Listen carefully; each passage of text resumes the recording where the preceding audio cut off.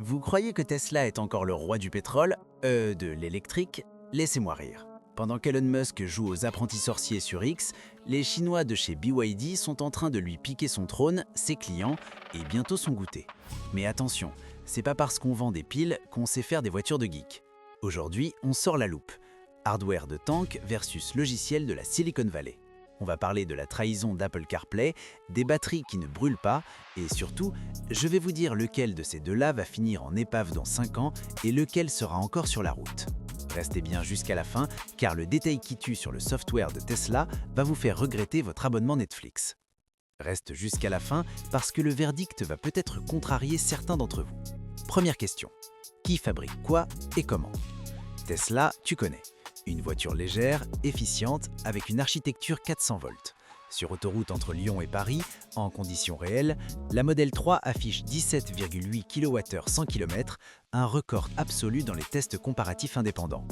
C'est pas du chiffre WLTP inventé dans un labo, c'est réel. Tesla est le roi de l'efficience. Personne ne les bat là-dessus. Personne. La BYD, elle, joue une carte différente, et franchement plus ambitieuse sur le plan technologique. La Blade Battery LFP, intégrée directement dans la structure du châssis via la technologie Cell-to-Body, est considérée comme l'une des batteries les plus sûres au monde, tout en étant moins coûteuse à produire que les batteries nickel-cobalt. En clair, BYD fabrique ses propres cellules, les intègre dans le châssis et baisse ses coûts en même temps. C'est de l'intégration verticale à la japonaise, mais en plus rapide et en plus agressif.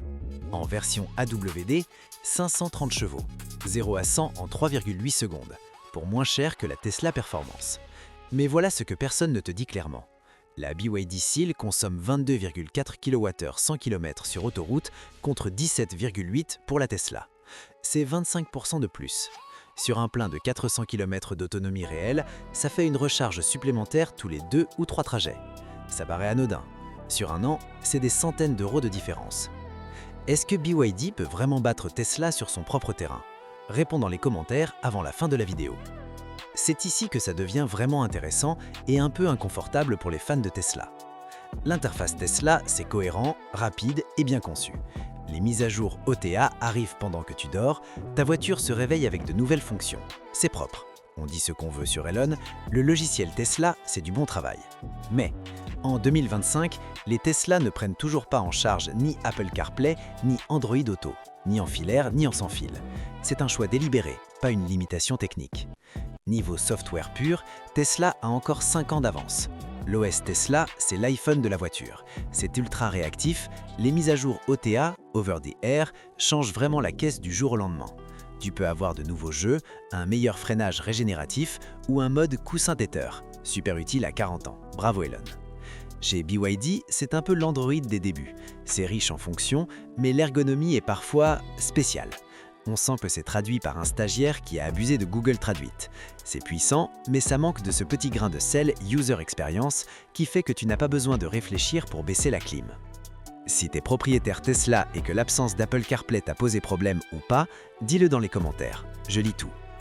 Côté BYD Seal, Apple CarPlay et Android Auto de série. L'écran central est superbe et une mise à jour OTA est arrivée la nuit même d'un essai presse. Mais, et là je vais pas te mentir, l'écran derrière le volant est une interface vieillotte et surchargée qui joue complètement avec la modernité du reste de l'habitacle. Et le fameux écran rotatif, un gadget, amusant 5 minutes, inutile dès que tu branches CarPlay qui force l'affichage horizontal de toute façon. BYD range le jouet. Résumé brutal. Tesla a le meilleur OS, BYD a la meilleure compatibilité. Et aucune des deux n'est parfaite. Question simple. Quand tu montes dedans, t'as l'impression d'être dans une voiture à 45 000 euros. Tesla, honnêtement, avec le restylage Highland, la qualité s'est nettement améliorée, notamment l'isonorisation.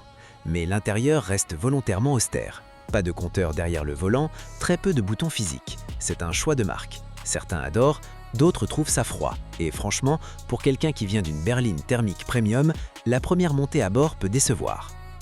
BYD Seal, présentation intérieure soignée. Matériaux de qualité, sièges enveloppants, ambiance valorisante. La Seal fait plus voiture haut de gamme que la Model 3. Ça ressemble à ce qu'on attend d'une berline dans cette gamme de prix. C'est plus rassurant pour le nouveau converti à l'électrique. Par contre, le coffre, 300 litres pour la BYD contre un volume nettement supérieur chez Tesla si tu additionnes le coffre arrière et le frunk. Sur ce point, la Model 3 écrase le sujet. Toi, t'es plutôt intérieur minimaliste Tesla ou ambiance premium BYD? Vote en commentaire. Sur la vie quotidienne, 90% du temps, les deux sont bonnes. Charge chez toi la nuit, tu repars le matin, fin du débat. C'est sur les longs trajets que ça se sépare. Point faible Tesla, la finition. Les alignements de carrosserie faits à la règle en plastique et les bruits de mobilier après 30 000 km, c'est une réalité. Le SAV a aussi devenu une usine fantôme, où tu parles à une appli. Tesla et le réseau superchargeur, c'est toujours la référence en Europe.